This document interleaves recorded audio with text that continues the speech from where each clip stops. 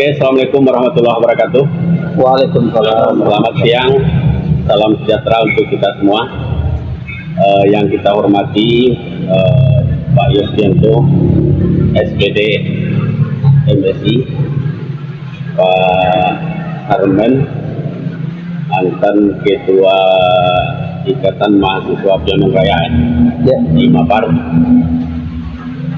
Baik, kita sore ini di Karnel Padang Pariaman bicara.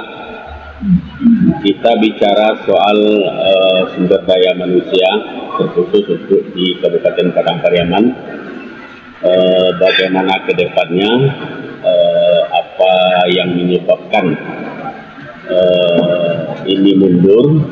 Tentu setidak-tidaknya kita berharap dari perhelatan pemilihan kepala daerah ada kemajuan dan ada perkembangan peningkatan sumber daya manusia ini di dalam membangun daerah.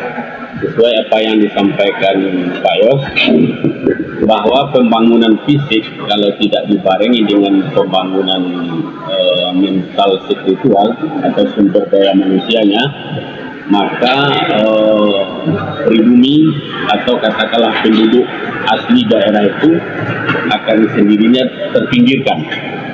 Nah, sekarang orang tentu sudah mulai merasakan dan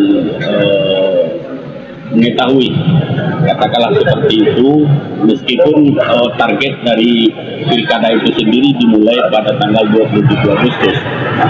Nah, sekarang seorang Yosdianto sudah katakanlah secara elektabilitas politik itu sudah mulai menyebar di seluruh tatanan masyarakat Kabupaten Padang Pariaman, bahwa akan mengikuti kontestasi pemilihan kepala daerah itu. Nah, yang menyebabkan seorang Yosdianto ikut dalam percaturan ini satu hal yang kami garis bawahi, yaitu persoalan sumber daya manusia sangat perlu kita genjot di sini. Nah, barangkali kita mulai dulu lah untuk perkenalan diri, karena ini momennya kebangkitan atau di ajang pemilihan kepala daerah ini yang membawa momennya Yosdianto ke Padang Pariaman ini, Ikatan Mahasiswa Piaman Raya. Kita mintalah ke Pak Harmen dulu untuk memperkenalkan tokoh kita. Bismillahirrahmanirrahim. Assalamualaikum warahmatullahi wabarakatuh. Waalaikumsalam. Baik, saya perkenalkan diri saya. Nama Harmen. Iya, ya. Ketua IMAPAR tahun 2004 sampai 2006.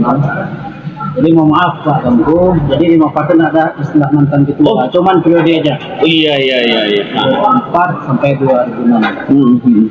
Jadi dan kebetulan pada saat saya kedua itu adalah pilkada pertama dilaksanakan Secara pemilihan? Ya, secara pemilihan langsung. Oh, Dinamikanya cukup kuat dan cukup hebat. Jadi dengan Bang Yos, kami di waktu cukup inilah. Pertama, Mayos bagi kami adalah senior, ketua presidium IMAPAR tahun 98. Setelah tamat 9 ya. Iya. Beliau karena mungkin merantau setelah itu, dan bekerja di berbagai lembaga khusus dan pendidikan dari berbagai lembaga khusus. Dan setelah itu, Mayos lulus PNS di Kementerian Pendidikan, Menristek ITI ya? Masih ya? Kemendikbudristek ya? Kemendikbudristek. Kemendikbudristek. Itu ya. Karena kan sering berubah nih. Kita boleh ubah. Jadi mungkin itu sekilas gitu. Kebetulan beliau keluar mundur dari PNS-nya, rencana mau mengabdikan diri ke kampung halaman. Di samping beliau sudah mempunyai beberapa buah kampus, karena konsentrasi menurut beliau mutu SDM harus diiringi dengan mutu pembangunan harus diiringi dengan pembangunan SDM itu sendiri. Itu intinya. Dengan dasar itu kami dari Mapar, mungkin ini tolak ukur pertama bagi kami yang benar-benar alumni Mapar maju ke pilkada gitu. Sebelumnya belum pernah.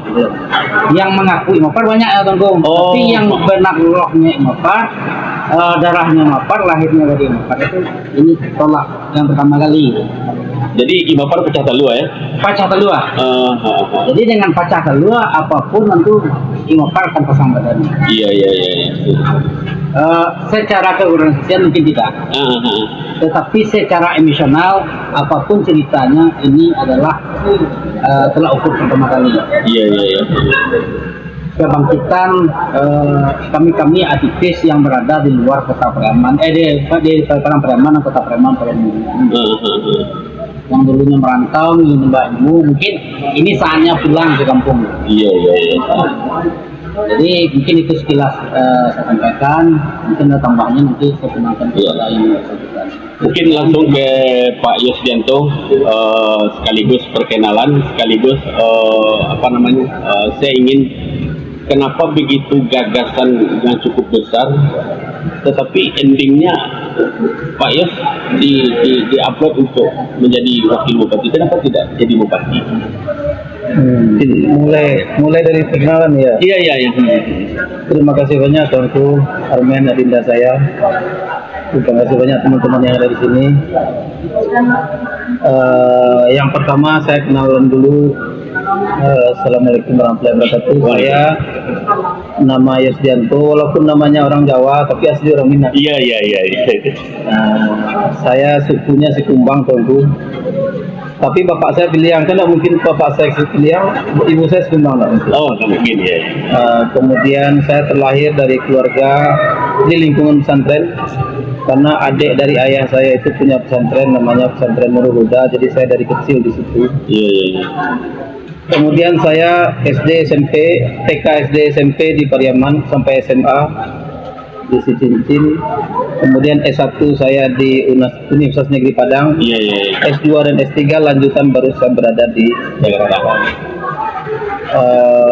Kemudian tentang saya bekerja, saya pernah bekerja pertama kali itu menjadi guru. Setelah pernah menjadi guru di SMA Muhammadiyah.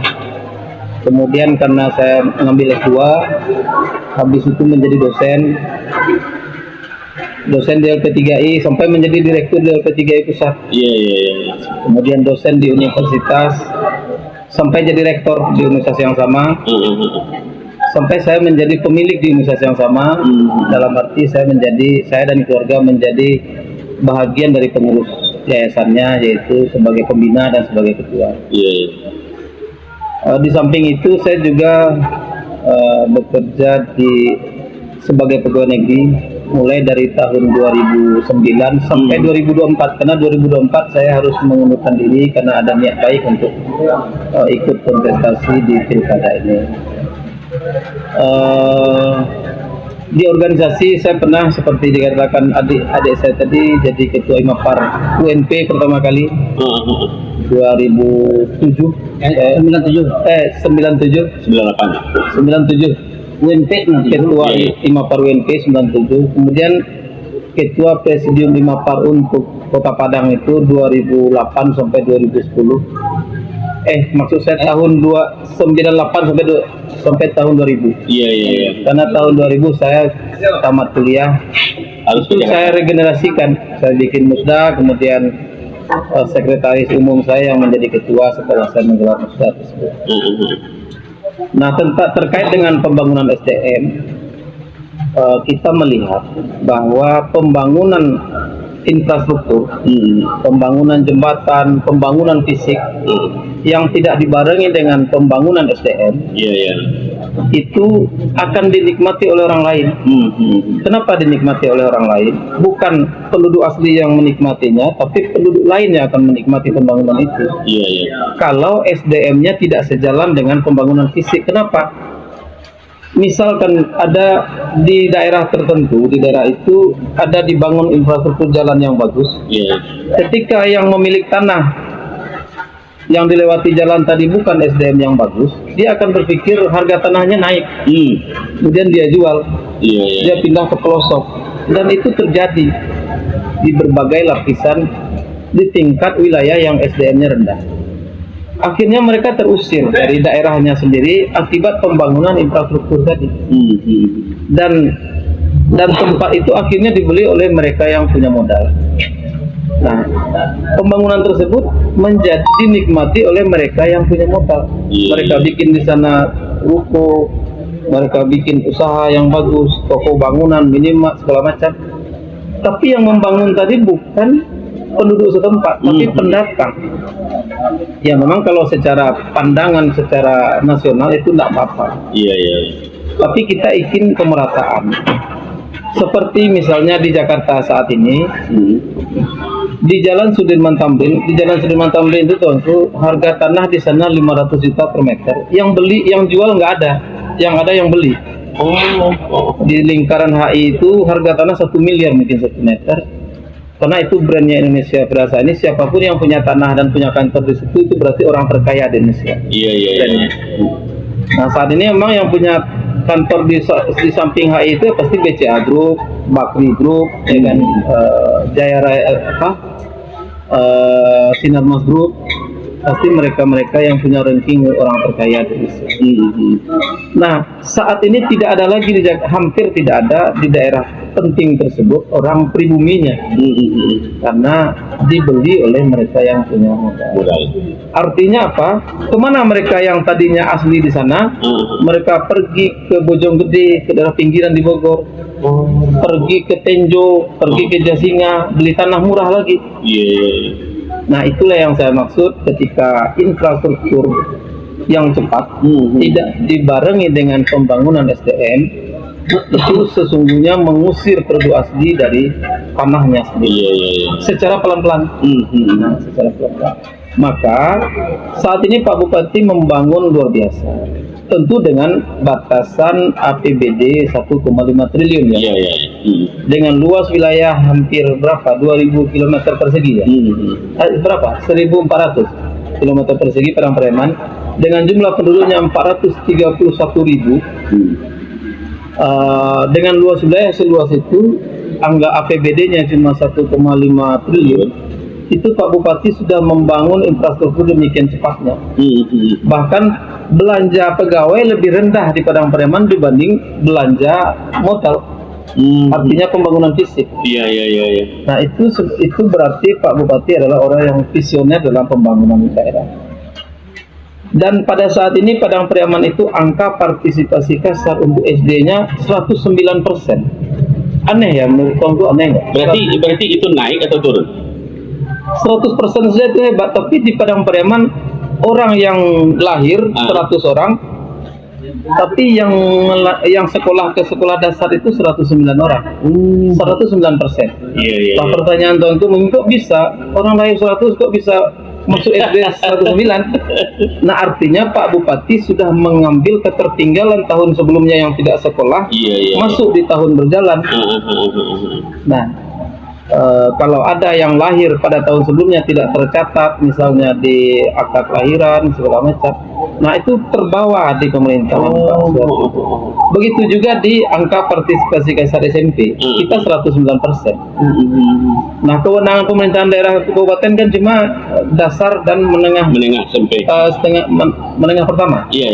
Angka partisipasi kasar untuk Padang Priaman di SMA itu 94,5%, lebih rendah. Nah itu kewenangan pemerintahan provinsi. Nah tapi kalau kita lihat angka partisipasi kasar pendidikan tinggi di Padang Priaman itu 40%. Jadi dari 100 orang yang lulus SMA, yang masuk ke perguruan tinggi cuma 40 orang. Itu rendah. Kita di rata-rata di wilayah 10. Jadi pendidikan tinggi itu dibagi dengan dalam 17 wilayah. Kita namanya Kopertis atau Eldo Dikti wilayah 10. Itu 42% kita di bawah rata-rata Eldo Dikti 10. Angka partisipasi perguruan tinggi kita. Nah Untuk itulah kita ingin menaikkan angka partisipasi kasus pendidikan tinggi kita. Saya mengeluarkan program 1000 sarjana anak nagari Kabupaten Parangkulo. 1000 ini dalam patokannya? Ya, kita rekrut orang yang tamat SMA ini tahun ini boleh, tahun kemarin boleh. Dalam 2 tahun berjalan inilah mereka bisa kuliah di tempat saya. Dengan digratiskan uang kuliahnya selama 7 semester. Kita programkan 7 semester mereka selesai. Yang 1 semester lagi?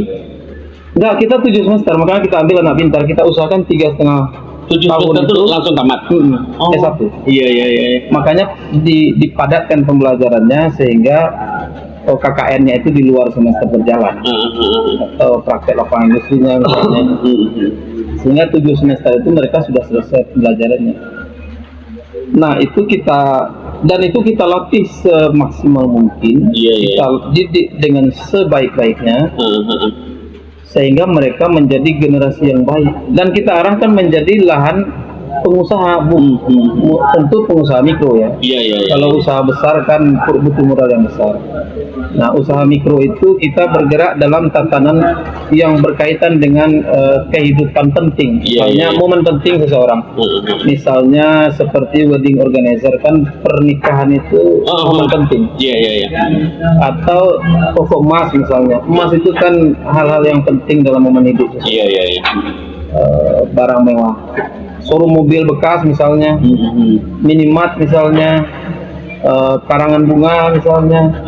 Jadi kita bermain di usaha mikro yang itu adalah momen-momen bagi setiap orang dalam kehidupannya. Dan itu kita setting ketika mereka mulai dari tahun kedua mahasiswa. Iya, di tahun 1 kita ajari full pembelajaran perkuliahan. Tahun kedua mereka mulai kita pandu. Baik itu pemodalan, mereka pasti butuh modal kan. Kalau karang bunga paling murah, 30 juta bisa bikin usaha karang bunga. Paling rendah. Nah, yang agak mahal itu toko emas, harus modal 1 miliar karena 1 kilo emas itu sekarang 900 juta, tambah modal tempatnya sekitar 1. Tapi itu nanti kita bikin 20 unit usaha, kita identifikasi untuk kita siapkan mereka berusaha itu. Tapi kalau mereka menjadi pegawai nanti itu bonus saja. Kita tidak mengarahkan. Karena menurut pemahaman kami, suatu daerah atau suatu negara apabila 5% sampai 7% dari warganya itu adalah pengusaha, maka daerah itu akan bagus. Karena yang 5% ini bisa mempekerjakan 95%. Jadi dia mempunyai inovasi ya. Jadi 5 sampai 7% suatu daerah itu adalah pengusaha. Maka daerah itu akan bagus. Nah, Indonesia pada saat ini cuma memiliki pengusaha 1,54%.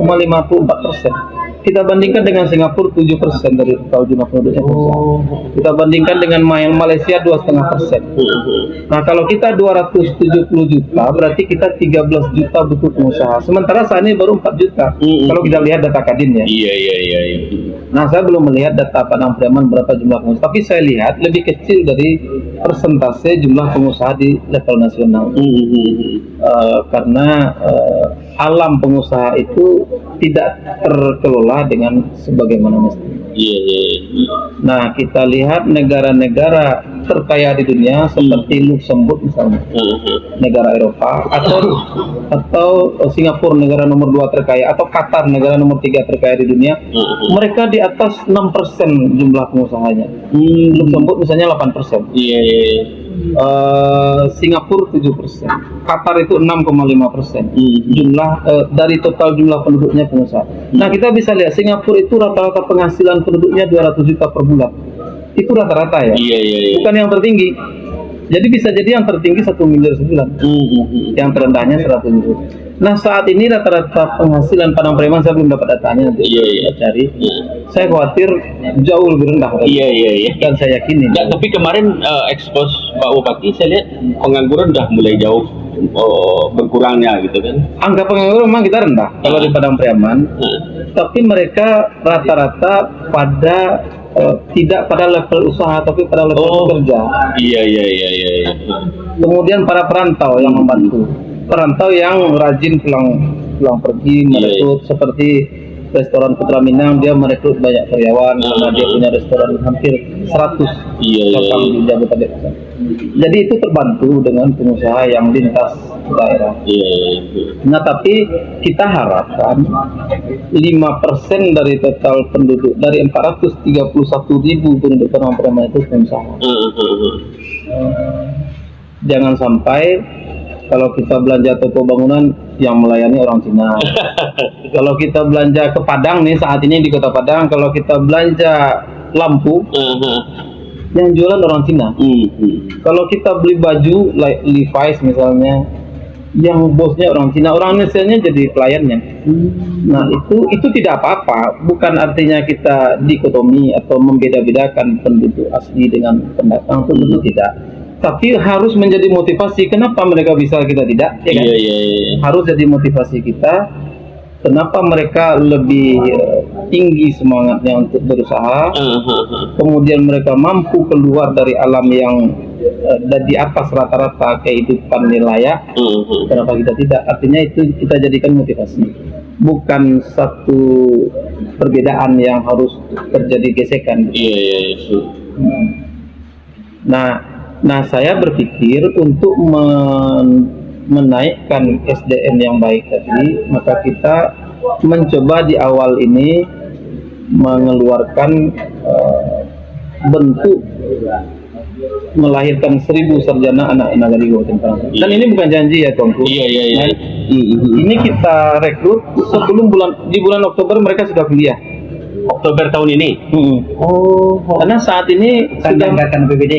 Bukan APBD, ini murni dari yayasan kami. Dari kita. Tidak diambil. Di Painan ada, di Depok ada.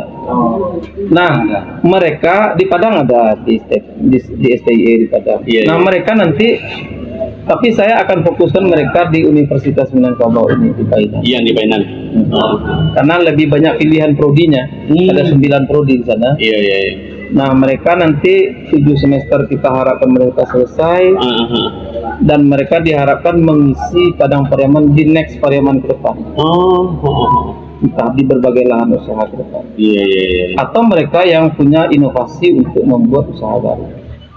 Berarti 7 semester ini 3 tahun? 3,5 tahun. 3,5? Luar biasa punya. Ini sebagai tahap awal dalam meningkatkan SDM tadi.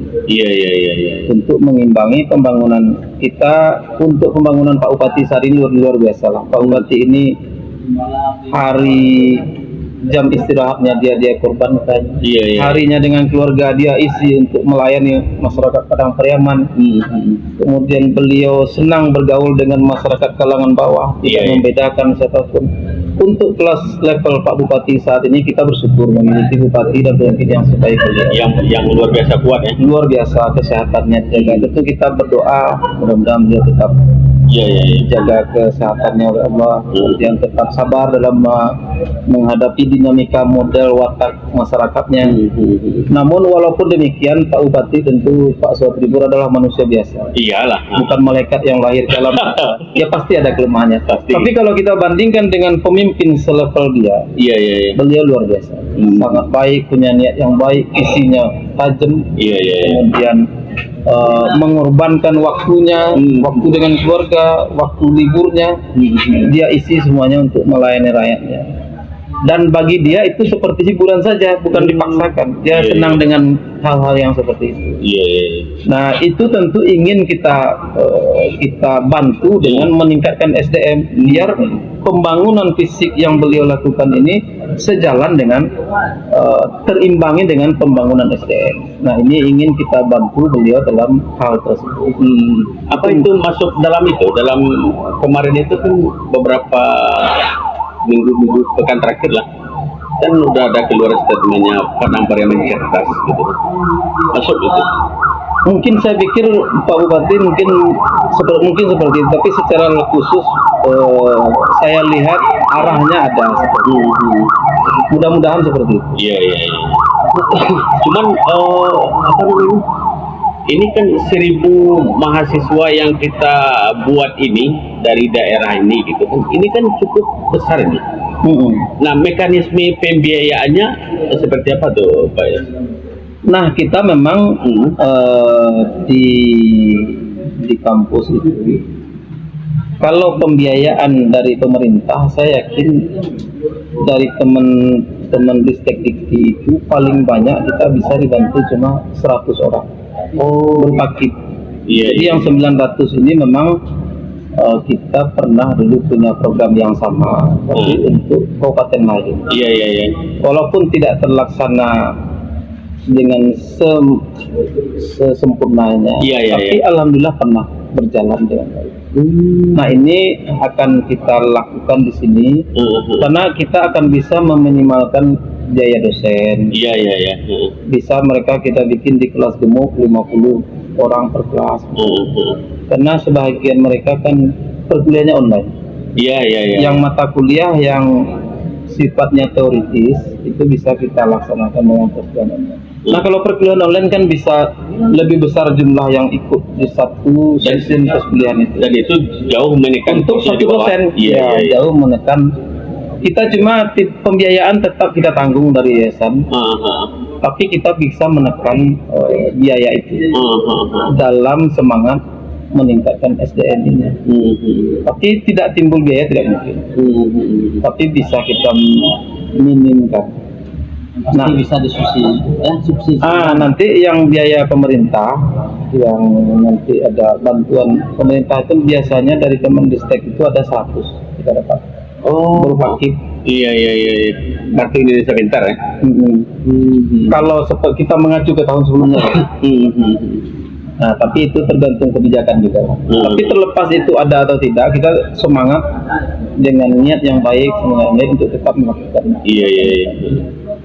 Itu. Kemudian apa namanya? Tadi disebutkan Universitas Minangkabau di Bainan. Kenapa enggak langsung di Padang Pariaman kita buat?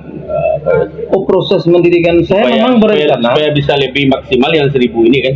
Iya. Saya memang berencana membuat universitas di Padang Pariaman, tapi proses melahirkan universitas itu kan prosesnya panjang. Jadi saya ada mempersiapkan tanah baru beli itu sekitar 5 hektar di daerah Kecamatan Petamuan.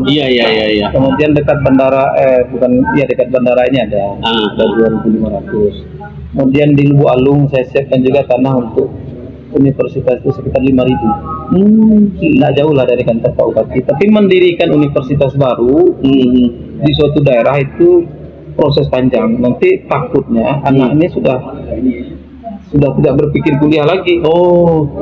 Minimal kita butuh 2-3 tahun untuk mendirikan universitas baru. Kita bangun dulu gedungnya. Berarti proses universitas ini agak lebih sulit ketimbang mendapatkan partai gitu ya? Kalau kita maju di pilkada. Karena kalau partai kan tidak ada fisiknya. Kalau universitas kan kita bangun dulu. Mungkin Bos Armen agak lebih itunya ini gonjang-ganjing ke pilkadanya lagi. Sudah sejauh mana dukungan dari partai yang akan mengantarkan kita ke KPU? Apa kira-kira? Ya dari sih Bang Bro. Yang didengar sebenarnya pertama yang pasti itu PP3 kita. Yang bisa disampaikan paling ketiga aja. Kalau yang lain masih off the record. Maka sampai ke PP3 karena beliau sendiri udah di P3. Udah menjadi kader gitu ya? Mungkin dalam waktu dekat menjadi kader P3. Karena ada proses menjadi kader itu. Itu yang pasti. Tapi untuk semangatnya kartunya bisa dikeluarkan ditempel. Tapi kader di P3 itu tentu ada prosesnya. Kemudian ada pengkaderannya, ada yang harus diikuti. Ya secara berjalan lah. Yang penting itu dulu kan target kita kan ibarat kapal, satu tiketnya itu udah oke kan, udah nggak apa-apa itu. Karena kita memang betul. Kalau satu tiket P3, kalau sekiranya memang kita insya Allah dengan PAN berkoalisi, itu memang sudah cukup. Ya sama berdoa lah. Iya. Finalnya kan pas pendaftaran KPU. Iya. Pada saat ini memang ada nego dengan beberapa partai yang memang semangat bagus juga, tapi karena ini proses masih berjalan, tentu belum bisa kita sampaikan. Iya, betul. Karena etikanya nanti nggak enak kita, itu belum seperti itu. Iya. Untuk status PNS sendiri Nah, memang ini menarik nih. Nah, iya. ya kalau saat ini memang kita kan saat ini baru berniat untuk maju. Jadi calon. Oh, karena kita belum ke KPU ya? Belum. Iya. Jadi namanya niat bakal calon. Iya. Nah, memang pada beberapa waktu yang lalu saya sudah membuat surat pengunduran diri. Tapi tentu ada proses di kementerian. Nah, secara langsung itu surat itu baru saya titip saja di teman saya dekat. Secara langsung tentu saya harus ketemu dengan pimpinan kantor, pamitan bahwa begini begitu, itu saya belum saya lakukan. Tapi baru surat saja baru yang saya bikin. Yang pertama surat pernyataan pengunduran diri, yang kedua surat pengajuan pengunduran diri sebagai ASN karena akan menggunakan hak politik dalam kontestasi pemilu kada di Padang Pariaman. Itu dua surat itu sudah saya buat. Tapi tentu seharusnya nanti etika yang baiknya saya temuin pimpinan saya, apalagi terkait kepegawaian tentu dengan Biro SDM. Iya. Apakah saya harus di level eselon 1 itu nanti kan ada arahan. Nah, itu belum saya lakukan. Yang sudah saya lakukan baru menyampaikan surat pengunduran diri dan pernyataan pengunduran diri. sudah sampaikan ya ke Mendagri.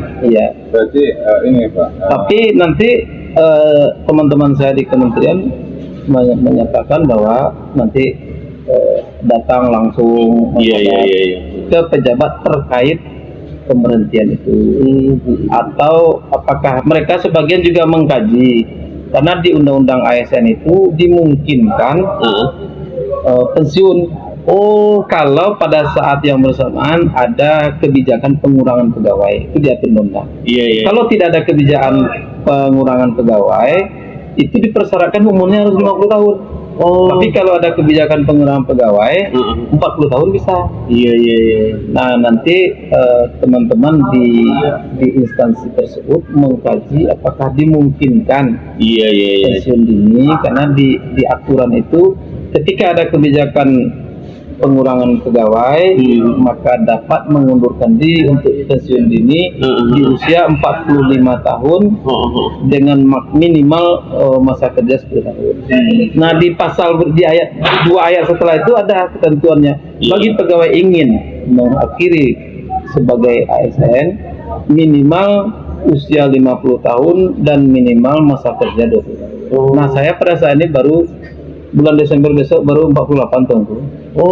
Jadi saya saat ini 47 Kategori pasal 1 47 berapa bulan itu? 47 6 bulan. Jadi 47 setengah. Jadi belum sampai ke kategori itu. Harus. Tapi kalau ada kebijakan pengurangan pegawai bisa 45 tahun. Berarti dari dua opsi tadi, kemungkinan bisa terjadi ya. Kalau teman-teman bisa membuat, karena saat ini ada perpindahan ibu kota negara, berarti bisa jadi pengurangan pegawai di sini, menambah pegawai di sana. Nanti itu dikaji sama instansi terkait. Sebenarnya di kantor ini Pak Tuanku, rekan-rekan yang lain, mereka juga ingin membuat kita itu senyaman mungkin. Kalau memungkinkan kita ini pensiun dini, mereka berusaha melakukan itu. Kenapa harus diberhentikan ya? Kenapa harus diberhentikan? Sebenarnya itulah. Tapi kalau memang tidak ada cara lain, baru mereka ambil resiko itu. Teman-teman di kantor ini semuanya juga yang mencari yang terbaik untuk saya dan untuk teman-teman yang dengan kasus yang sama. Intinya di situ, makanya agak telat nanti apanya itu. Saya perkirakan baru bulan Agustus keluarnya itu pensiun dini atau pemberhentian itu. Perkiraan saya Agustus keluarnya. Mereka juga berbicara seperti itu. Karena mana mereka melihat celah yang mana yang bisa yang lebih pas, apa dimungkinkan sesungguhnya. Nah, cuman kan pertarungan Pak Yos kan ini kan ya dalam tanda petik ya, ini kan cukup luar biasa saya lihat di Padang Pariaman gitu kan. Artinya ada sesuatu yang dianggap oleh sebagian orang gitu kan, sesuatu yang besar kita korbankan demi ini, dan itu pernah dinyatakan oleh Pak Bupati bahwa calon pendampingnya itu sudah mencapai di atas 30 orang gitu kan. Nah di saat detik-detik akan ke KPU ini kan sudah nampak mulai berguguran nih. Tinggallah satu lagi Pak Yos gitu kan. Nah ini kan sesuatu yang jitu yang kita lakukan ini terhadap hak ikut dalam politik praktis ini. Iya, tapi saya lihat masih ada lah peluang yang lain. Namanya dinamika kan masih berjalan. Iya. Kita itu sebetulnya tuanku, peluang kita itu 10% pun nggak apa-apa. Yang penting yang 10% itu kita. Nggak usah peluangnya 90%, sementara yang jadi yang 10%-nya. Jadi saya lebih bagus peluang saya tinggal 10%, tapi saya pada yang 10%-nya. Betul nggak? Iya.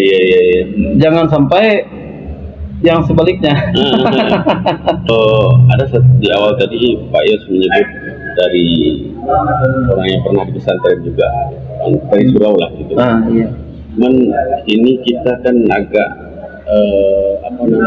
agak degradasi moral lah gitu. Contoh kasus LGBT itu di Padang Pariaman ini termasuk yang agak tertinggi angkanya.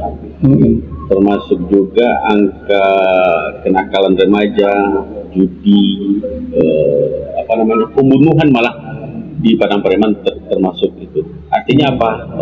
Tingkat moral masyarakat kita agak merosot. Nah ini perlu tangan penguasa, tangan kekuasaan yang mampu melahirkan sebuah regulasi yang bisa dijalankan di tengah masyarakat. Kira-kira punya strategi itu. Ini pertanyaan tuanku luar biasa, itu menyentuh kepada peradaban. Iya. LGBT itu sebetulnya dia sendiri tidak ingin menjadi itu. Iya.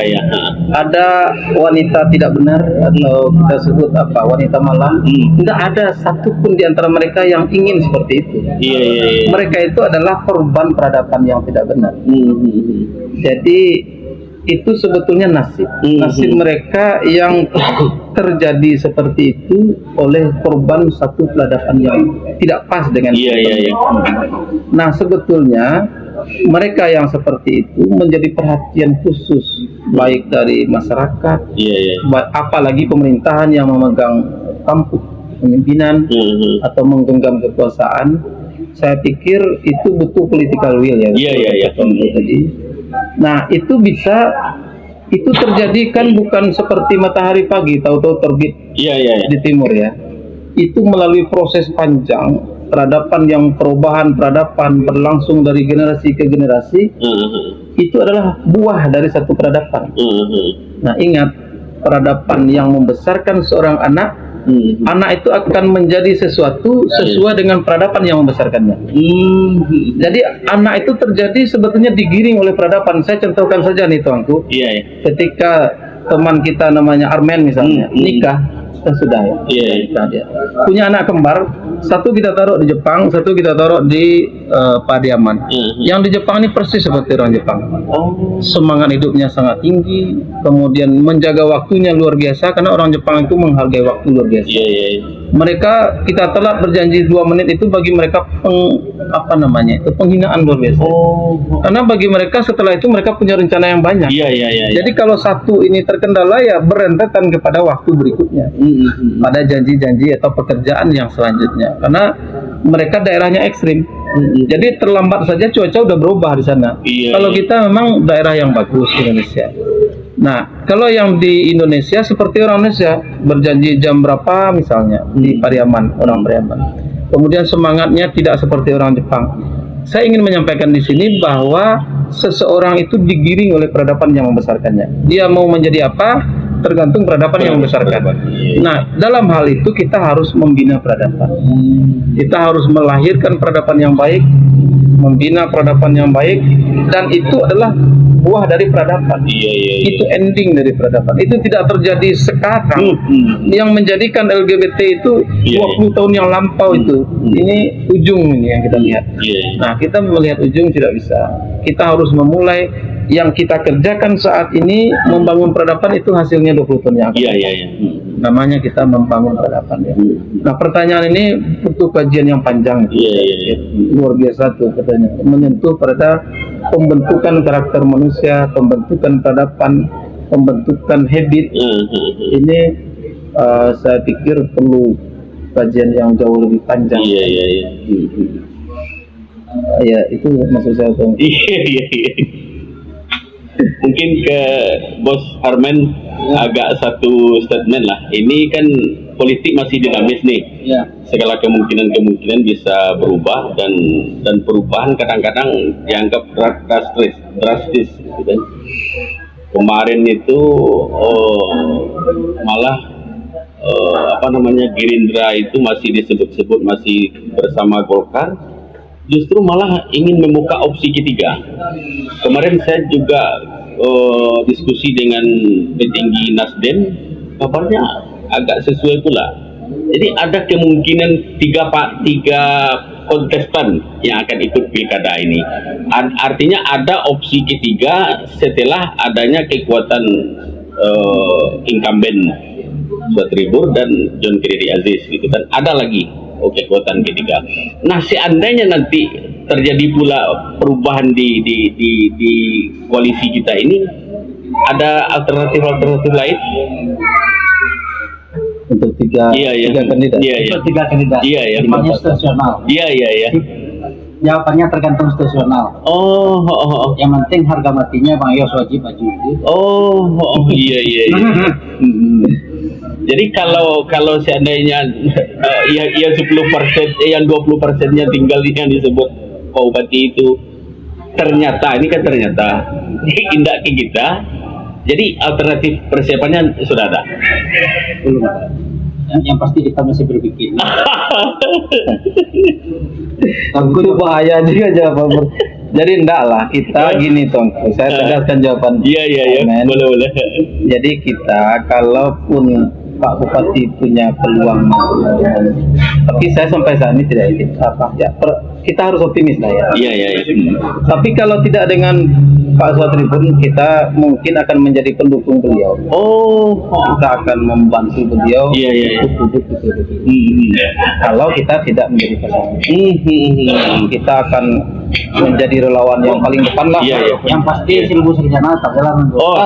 Siap. Kita tetap jalankan 1000 sarjana untuk membantu beliau juga. Jadi yang pasti menata SDM. konsep awalnya kan pembangunan SDM dan karakter. Betul. Jadi memang dimulai dari beasiswa untuk mahasiswa.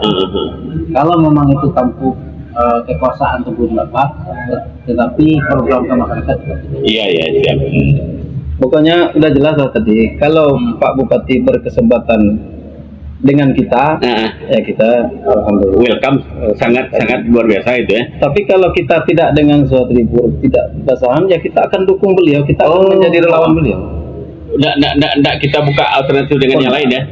Kita mendingan jadi relawan Pak Bupati, Pak Suat Tribur.